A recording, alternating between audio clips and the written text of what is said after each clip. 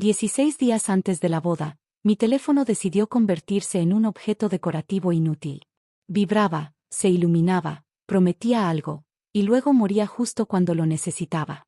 Me llamo Lucía, y estaba de pie en la cocina de mi departamento, descalza sobre las baldosas frías, mirando un calendario cubierto de notas adhesivas como si pudiera convencerlo de que todo estaba bajo control. Me repetía lo mismo una y otra vez: esto es normal. Las semanas antes de una boda siempre son un caos. Confirmar entregas, recoger el vestido después de los últimos ajustes, revisar por 10ª vez la lista de invitados para asegurarme de que nadie quedara sentado junto a alguien con quien tuvo una pelea en 2009. Nada fuera de lo común. El plan era simple. La ansiedad no. Y entonces Álvaro desapareció. No del tipo está tardando en contestar, o seguro va manejando y no tiene señal. No. Desapareció de verdad. Llamé. Nada. Mensajes. Nada. Volví a llamar hasta que el pulgar me dolió y la pantalla me devolvió ese aviso seco que básicamente significa que tu llamada se está perdiendo en la nada. Al principio tuve el pánico educado, el que te enseñan a tener para no parecer exagerada. Seguro se quedó dormido. Tal vez se le descargó el celular. Quizá está con su familia y hay ruido. Pero conforme avanzó la tarde, esa explicación amable empezó a resquebrajarse. Mi estómago se sentía hueco, liviano, como si estuviera cayendo sin tocar el suelo. Llamé a su madre porque no sabía qué más hacer. Contestó al segundo timbrazo con una voz demasiado calmada. Hola, cariño. Ese cariño sonó ensayado. Le expliqué que no podía localizar a Álvaro y le pregunté si estaba con ellos. Hubo una pausa, apenas perceptible, y luego dijo que no lo había visto desde el día anterior y que probablemente estaba ocupado. Ocupado. Como si fuera razonable que alguien a punto de casarse se evaporara sin aviso. Llamé a su padre después. Sonaba irritado, como si yo fuera una interrupción innecesaria. Me dijo que le diera tiempo. Que no exagerara. Como si estuviera esperando una pizza atrasada y no respuesta sobre mi futuro. Para la noche ya había marcado todos los números que importaban. Su mejor amigo, el que iba a estar a su lado en el altar. Otro amigo de la universidad. Incluso un primo lejano cuyo apellido apenas recordaba. Algunos no contestaron. Los que sí, me dieron versiones vagas y tranquilizadoras que no tranquilizaban nada. Seguro está bien. Relájate. Ya aparecerá. Claro. Déjame relajarme mientras mi cabeza se imagina escenarios dignos de un noticiero nocturno. No me enorgullece decirlo, pero mi mente se fue directo a lo peor. A las 4 de la mañana, cuando ya llevaba horas dando vueltas en el sofá, mi teléfono se iluminó con una notificación de una red social que casi no usaba. Estuve a punto de ignorarla. Estaba demasiado cansada para otra decepción. Pero vi el nombre de uno de sus amigos y mi cuerpo reaccionó antes que mi razón. Abrí la aplicación. Ahí estaba. Fotos tras fotos. Luces de neón. Un bar repleto de gente. Copas levantadas. Y en el centro de todo, Álvaro, sonriendo como si no existiera una boda en el horizonte ni una prometida perdiendo la cabeza a miles de kilómetros. La etiqueta de ubicación me dejó sin aire. Una ciudad de fiesta. Al otro lado del país. Me quedé mirando la pantalla hasta que los ojos se me llenaron de lágrimas. Recuerdo haber susurrado en voz alta. No puede ser. Hice zoom en su cara. No se veía preocupado. No se veía perdido. No se veía arrepentido. Se veía libre. Como la versión despreocupada que conocí en la universidad, la que podía sacudirse las responsabilidades como si fueran polvo. Esta vez, la responsabilidad era yo. Así empezó todo. Yo, en ropa vieja, oliendo a café frío y ansiedad, viendo a mi prometido celebrar en otra zona horaria mientras mi estómago se cerraba sobre sí mismo. Si te preguntas cómo lo manejé, la respuesta corta es: no lo hice. No bien. Cuando amaneció, ya estaba haciendo lo único que parecía posible: convertirme en investigadora amateur, impulsada por rabia y cafeína. Busqué el bar, revisé horarios de vuelos como si pudiera rescatar algo, amplié cada foto esperando encontrar una explicación mágica. Tal vez es una broma. Tal vez es una foto vieja. Tal vez alguien lo subió sin pensar. Las marcas de tiempo eran actuales. Los comentarios, peores. Gente celebrando la mejor despedida de soltero. Chistes internos que dejaban claro que no era improvisado. Esto había sido planeado. Celebrado. Decidido por todos, menos por mí. Le escribí de todos modos. El enojo hace que hagas cosas humillantes. ¿Dónde estás? Luego, esto es serio. Y finalmente, vuelve en el próximo vuelo o no hay boda. Lo envié a las 5 de la mañana y me arrepentí al instante. Sonaba como una villana de caricatura. Pero, honestamente, ¿qué más podía decir? Pasaron horas. 12. Mi teléfono siguió en silencio, excepto por las llamadas de mi madre, que ignoré porque no tenía fuerzas para explicarlo. Hasta que, finalmente, la noche siguiente, él llamó. El ruido de fondo fue lo primero que escuché. Risas. Música. Voces superpuestas. Como si aún estuviera en medio de la fiesta. Contesté con el corazón golpeándome el pecho y dije su nombre como una advertencia. Y él respondió. Ok, necesitas calmarte. Si alguna vez te han dicho que te calmes mientras estás siendo traicionada, sabes que eso es gasolina directa al fuego. Y ahí, en esa llamada, supe que nada volvería a ser igual. No empezó con un perdón. Empezó con explicaciones dichas como si fueran un favor. Álvaro me dijo que el viaje era una despedida de soltero sorpresa, organizada por sus amigos de la universidad. Lo dijo con ese tono ligero que se usa cuando crees que algo debería sonar encantador y no ofensivo. Admitió, casi como un detalle menor, que sabía del viaje desde hacía varios días, pero que no me dijo nada porque, y cito, yo iba a exagerar. Usó esa palabra exacta. Como si mis emociones fueran una costumbre molesta que había que evitar, no algo que mereciera respeto. Dijo que todo ya estaba pagado, vuelos, hospedaje, actividades. 2 semanas completas. Y que, obviamente, no podía cancelar así nada más. Obviamente. Repetí 2 semanas en voz alta y se rió, como si yo fuera dramática por no encontrarlo romántico. Le recordé que habíamos hablado explícitamente de no desaparecer, de no convertir los días antes de la boda en una extensión de la vida universitaria. Me dijo que yo era controladora. Pude escuchar a sus amigos de fondo reaccionando, como si la llamada fuera entretenimiento en vivo. Luego soltó la frase que me terminó de partir algo por dentro. Me merezco una última experiencia antes de casarme tan joven. Ya lo entenderás cuando dejes de querer controlar todo. Yo no controlaba todo. Yo organizaba, sostenía, recordaba fechas, pagaba cosas, cargaba la logística y el trabajo emocional. Y ahora, aparentemente, también tenía que cargar las consecuencias de que él decidiera actuar como un adolescente. Antes de que pudiera responderle como se merecía, colgó. Cuando intenté llamarlo de nuevo, la llamada no entró. Más tarde supe que me había bloqueado un ratito, según él, para que no le arruinara el ambiente. Me quedé mirando el teléfono como si fuera el chiste final de una broma cruel. En ese momento el miedo colapsó y se convirtió en algo más frío. Porque el miedo todavía asume que a la otra persona le importa. Esto era una elección. Él estaba eligiendo no importarle. Y todos a su alrededor lo estaban aplaudiendo. A la mañana siguiente caminé por mi vida como un fantasma. Hice mandados normales mientras por dentro todo vibraba. En el supermercado tomé frutas como si no estuviera preguntándome si estaba a punto de convertirme en esa mujer de la que la gente murmura, la que canceló la boda. Respondí correos de proveedores con signos de exclamación educados mientras tenía la mandíbula tan apretada que me dolía. Fui a la última prueba del vestido y la costurera me dijo que me veía hermosa. Asentí como una muñeca porque no sabía qué otra cosa hacer. Mis padres vinieron esa noche. Mi madre había logrado que le contestara una llamada y cometí el error de contarles todo. Esperaba indignación, apoyo, quizá a mi padre diciendo que iba a exigir explicaciones.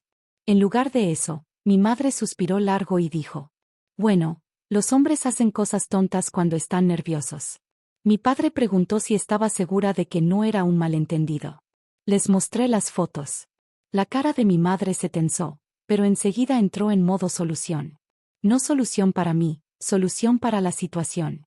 Empezó a hablar de lo cerca que estaba la boda, del dinero ya gastado, de lo que diría la gente. Me di cuenta de algo que me dio un miedo extraño. No estaba preocupada por mí. Estaba preocupada por la imagen. Mientras tanto, la madre de Álvaro empezó a enviarme mensajes cargados de culpa. Que él me amaba. Que solo quería divertirse un poco. Que no lo castigara. Castigarlo. Como si yo fuera su madre quitándole un juguete. Esa noche lo llamé desde otro número. No estoy orgullosa. Contestó y se rió. Dios mío, está siendo intensa. Le pregunté si sus padres sabían. Dudó apenas un segundo. Suficiente. Sabían. Por eso su madre había sonado tan tranquila. Por eso su padre me dijo que le diera tiempo. No estaban preocupados. Lo estaban cubriendo. No era solo él. Era un equipo entero de adultos que había decidido que yo no merecía honestidad. Le dije claramente que cancelaría la boda si no regresaba de inmediato. Dijo que lo estaba avergonzando. Que no quería que yo fuera esa mujer que se pone loca y arruina todo. Como si mi mayor miedo tuviera que ser parecer difícil. Dijo que no iba a volver antes porque había gastado mucho dinero y no iba a dejar que yo le dijera qué hacer. Esa palabra otra vez. Dejar. Cuando colgó, me senté en el piso de mi habitación mirando el vestido colgado en el closet. Sentí una división clara dentro de mí. Una parte quería aferrarse al plan, al compromiso, a la idea de que el amor significa aguantar. La otra parte, la que llevaba años tragándose decepciones pequeñas, se levantó y dijo, esto no. Ese viaje no salió de la nada. Era solo la versión más ruidosa de quien había sido siempre cuando sus amigos miraban, y de quien había sido yo cuando intentaba mantener la paz. Al tercer día, con las manos temblando, abrí la laptop, saqué la lista de invitados y tomé la decisión que cambiaría todo. Cancelar una boda no es un acto dramático de película. Es una cadena de humillaciones pequeñas. Correos. Políticas de cancelación. Depósitos perdidos. Es escribir la misma frase una y otra vez tratando de que no suene loca. La boda ya no se llevará a cabo. Llamé al lugar primero. Lloré porque la coordinadora fue amable. Odié su amabilidad porque la hacía real. La penalización fue brutal y tuve que decir en voz alta que entendía, que era política. Luego el catering. Las flores. La música. Cada llamada era como arrancarme otra capa de piel. Podía escuchar el dinero evaporándose y, aún así, pensé, estoy pagando para no casarme con alguien que no me respeta. Luego vinieron los invitados. No quería mandar un mensaje masivo, pero tampoco podía explicarlo 150 veces. Así que envié mensajes casi personales, casi copiados, diciendo la verdad básica, que él se había ido sin avisar, que se negaba a volver y que yo no podía seguir adelante. Pedí espacio. Claro que alguien le dijo. Su mejor amigo, el mismo que había ignorado mis llamadas, me escribió. ¿Está molesto? ¿Qué hiciste? ¿Qué hice yo? Esa frase se me quedó clavada. Mis padres intentaron detenerme. Mi madre repetía que me arrepentiría. Mi padre decía que la gente hablaría. Y yo exploté. La gente ya está hablando. Solo que no están hablando de él. Eso lo silenció por unos segundos. Su madre me llamó llorando, teatral, diciendo que él estaba confundido, que me amaba. Le dije. Sigue allá. Se quedó callada. Luego intentó corregir mi tono. Me reí, porque ya no me quedaba otra cosa. Esa noche miré el total de lo perdido en cancelaciones y sentí una mezcla enferma de rabia y alivio. No dormí bien, pero dormí. Y debajo de todo, había un pensamiento pequeño y terco. Acabo de esquivar algo. Él se quedó las 2 semanas completas. Publicó fotos como si nada. Yo las miré, aunque cada una me hacía sentir peor. Cuando finalmente regresó, faltaban 2 días para lo que habría sido nuestra boda. Y vino directo a mi puerta. Supe que había regresado antes de verlo. Mi vecina me escribió un mensaje corto. Está afuera. Mi estómago cayó tan rápido que sentí náuseas. Llevaba días preparándome mentalmente para ese momento, pero prepararse no es lo mismo que estar lista. Es solo vivir tensa mientras esperas el golpe. Tocó la puerta. No abrí. Tocó de nuevo, más fuerte. Me quedé del otro lado, inmóvil, como una niña escondiéndose de un regaño. Entonces empezó a hablar a través de la puerta, y fue tan absurdo que casi me reí. Vamos, hablemos. Esto es ridículo. Cuando no respondí, cambió de táctica. ¿Sabes cuánta gente cuenta con nosotros? Como si la boda existiera para los invitados, no para la relación. Después de unos 20 minutos, abrí la puerta apenas lo suficiente para que pudiéramos vernos. Se veía cansado, quemado por el sol, con una bolsa deportiva colgada del hombro. Sonrió, como si su encanto habitual fuera a arreglarlo todo. Hasta que vio mi cara. Está cancelada, dije. La forma en que su expresión se desarmó fue, honestamente, lo primero satisfactorio que había sentido en días. Parpadeó, confundido. No, no lo está. Le expliqué, con una calma que me sorprendió, que había cancelado el lugar, los proveedores, todo. Que los invitados ya lo sabían. Empezó a hablar rápido, tropezando con las palabras. Dijo que no pensó que lo haría. Que pensó que estaba blufeando. Que lo sentía. Lloró. No un llanto bonito, sino uno desordenado, desesperado. Intentó tomarme las manos y di un paso atrás.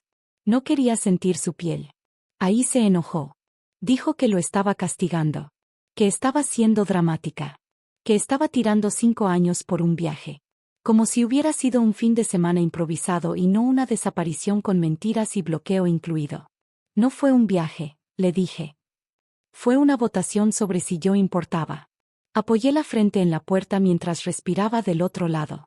Dolía, porque aún no había amado. Pero el amor no borra el desprecio ni devuelve el dinero ni repara la humillación. Se fue. Me deslicé al piso de la entrada como si mis piernas no fueran mías. Mi teléfono empezó a vibrar de inmediato. Su madre. Luego la mía. Una carrera de relevos de culpa donde yo era el objeto que se pasaban. Los días siguientes fueron agotadores. Mensajes, llamadas, gente actuando como si mis límites fueran una molestia colectiva. Su madre llamaba tanto que reconocía su número sin mirar. Mi padre me enviaba textos largos sobre perdón y madurez. Mi madre apareció una vez sin avisar y, cuando no abrí, dejó un mensaje llorando, pero hablando de reputación, de la iglesia, de lo que la gente decía. A nadie parecía importarle cómo me sentí cuando mi prometido desapareció. Él probó todas las tácticas. Primero disculpas largas. Luego enojo. ¿De verdad vas a hacer esto? Ahora me vas a ignorar. Como si el silencio fuera injusto cuando no era él quien estaba de fiesta bloqueándome. Sus amigos se sumaron. Gente que apenas conocía me escribía diciéndome que le diera otra oportunidad y dejara de exagerar. Yo me preguntaba por qué estaban tan interesados en revertir mi humillación. Luego entendí, el perdón los absolvía a ellos también. En el trabajo, el chisme llegó rápido. Una compañera me preguntó si estaba bien con esa voz que significa ya lo sabemos. Otro hizo una broma sobre despedidas de soltero y me reí para no llorar en el escritorio. Entonces mi madre dijo lo que terminó de romper algo en mí. Siempre tienes que probar tu punto. Como si tener columna fuera un defecto. Esa noche, su madre volvió a llamar. Contesté solo para detener el vibrar constante. Dijo que él no comía, no dormía, que estaba destruido. Le dije que estaba bastante bien cuando estaba al otro lado del país. Me dijo que tenía el corazón duro. Corazón duro.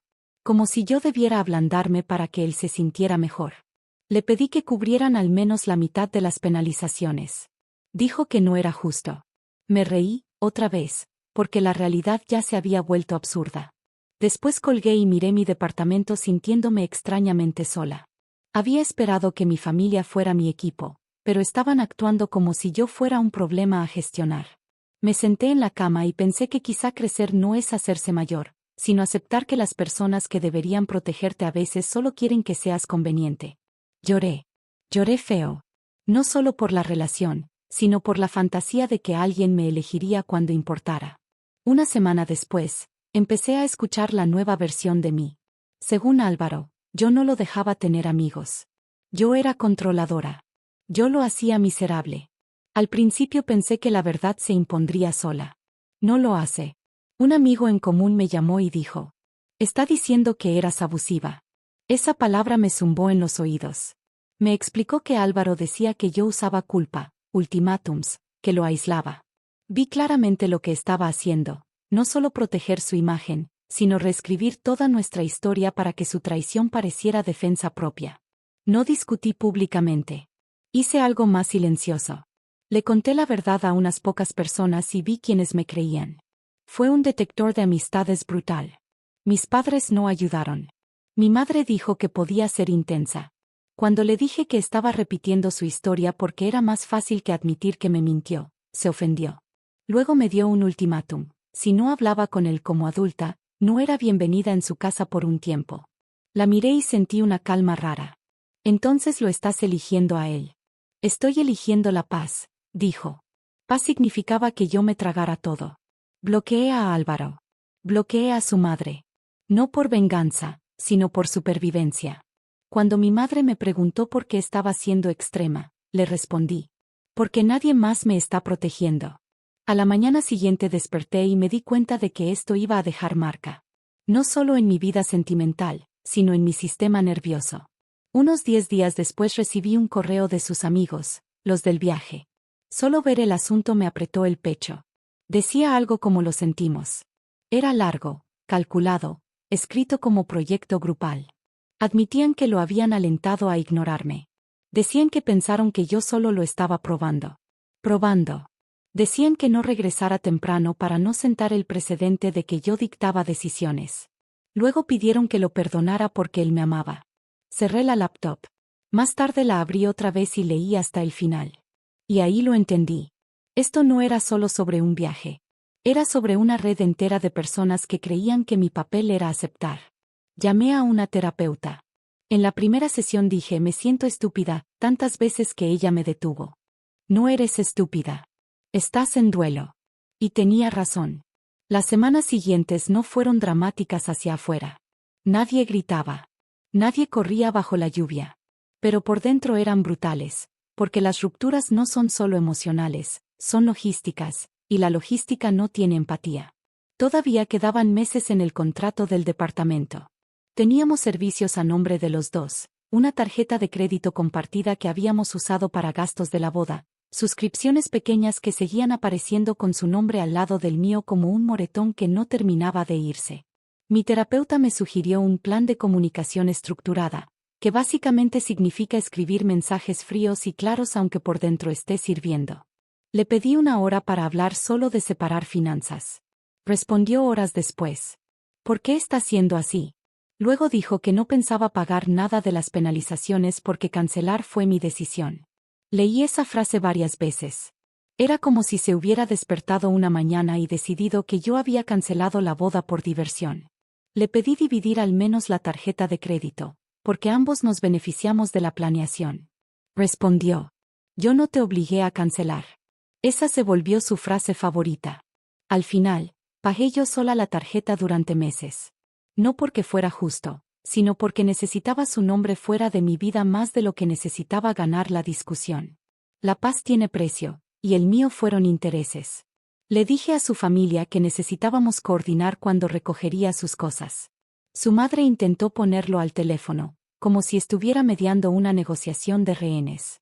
Dije que no. Me dijo que estaba siendo infantil. Le contesté con una calma que me sorprendió.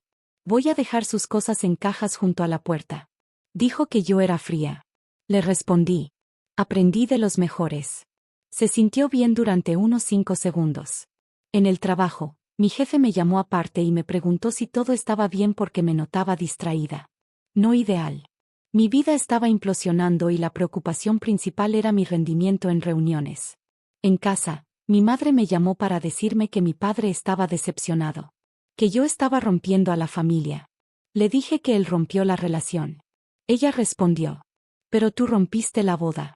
Como si la boda fuera sagrada y yo, secundaria. Me pidió que no fuera a la cena del domingo porque sería incómodo. Dije que estaba bien. Sonó sorprendida. Yo también, un poco, porque no supliqué. Ya estaba cansada de rogar. Ese fin de semana me senté en el departamento rodeada de cajas medio armadas. Sabía que no podía quedarme ahí. Demasiados recuerdos pegados a las paredes. Empecé a buscar algo más pequeño, más barato, algo que pudiera pagar sola sin sentir que vivía con un fantasma. La terapeuta me dijo que escribiera solo hechos, como anclas. Así que escribí. Él eligió un viaje secreto. Me bloqueó. Su familia mintió. Sus amigos lo alentaron. Yo cancelé porque no quería casarme con alguien que me tratara como un estorbo. Lo escribí hasta que dejó de temblar. 3 semanas después apareció para recoger sus cosas. Trajo a su padre como respaldo. Eso me dijo todo. No quería estar ahí sola, así que le pedí a mi vecina, una mujer mayor adorable, que se quedara cerca como testigo. Llegó con una silla plegable y la puso junto a la puerta como si estuviera lista para una función. La amé instantáneamente. Cuando tocaron, abrí con los hombros rectos. Álvaro se veía más pequeño. Sostenía una caja vacía y me miraba como si quisiera que lo salvara de sí mismo. ¿Podemos hablar?, preguntó. ¿Hablar de qué? De nosotros. Esa palabra ya no me pertenecía. Empezó a llorar otra vez. Dijo que estaba asustado, que no sabía por qué lo hizo, que no pensó que yo cancelaría. Le pedí la verdad. Asintió, y entonces dijo lo que hizo que todo encajara. Confesó que mientras estaba de viaje pensaba constantemente que yo podría cancelar la boda. Y ese pensamiento no lo aterraba como debería. Llevaba meses sintiendo pánico por casarse y no tenía el valor de terminar. El viaje le dio distancia. Y una excusa. Pensé que si tú lo terminabas, dijo, yo no tendría que ser el malo. Sentí frío. No me había solo mentido. Había diseñado una situación para que yo hiciera el trabajo sucio. Admitió que sus amigos lo sabían. Que lo habían alimentado con la idea de que era muy joven, que yo era demasiado seria. Que sus padres sabían que estaba nervioso y pensaron que el viaje ayudaría. Así que me usaste, dije. Intentó hablar de amor. No importó. El amor no cancela la cobardía. Vete, le dije. Se fue sin discutir. Su padre preguntó si todo estaba bien. Respondí. Terminamos. 5 años acabaron en una sala medio vacía, con una vecina en una silla plegable observando en silencio. Esa noche no sentí alivio. Sentí duelo. Porque su confesión no solo terminó la relación, reescribió el pasado. Me hizo dudar de cada recuerdo. Al día siguiente se lo conté a mi terapeuta. Me preguntó cómo se sentía mi cuerpo. Le dije que mis hombros ya no estaban tensos. Eso es claridad, dijo. Intenté una última vez con mis padres. Les conté lo que confesó. Esperé comprensión. Mi madre se puso a la defensiva. Dijo que solo quería paz. Mi padre guardó silencio. Ahí entendí algo simple y doloroso. La pasividad siempre beneficia al más ruidoso. Me fui. Bloqueé a mis padres por un tiempo. No para castigarlos, sino porque cada conversación era una negociación de mis límites. Me mudé a un departamento pequeño al otro lado de la ciudad. Doné el vestido sin abrir la bolsa. Guardar eso se sentía como conservar un fantasma. Los meses siguientes no fueron una transformación inspiradora. Fueron noches despertando con el corazón acelerado. Llorar en el supermercado por marcas de galletas. Terapia semanal. Aprender a no disculparme por existir. Perdí amigos. Algunos prefirieron no tomar partido. Aprendí que mucha gente elige la comodidad sobre la verdad. Hice cosas pequeñas por mí. Ir sola al cine. Comprar sábanas nuevas. Tener citas incómodas solo para comprobar que el mundo seguía girando. 6 meses después, podía decir mi ex prometido sin sentir que tragaba vidrio. Casi un año después, lo vi en un restaurante. Me habló. Le dije que no quería volver a hablar. Con calma. Y entendí que ya no lo quería. No es lo mismo que perdonar. Meses después supe la verdad final. Durante ese viaje, fue infiel. Varias veces. No sentí dolor. Sentí alivio. Validación. No se lo conté a mis padres de inmediato. No lo necesitaba. 18 meses después, mi madre llamó.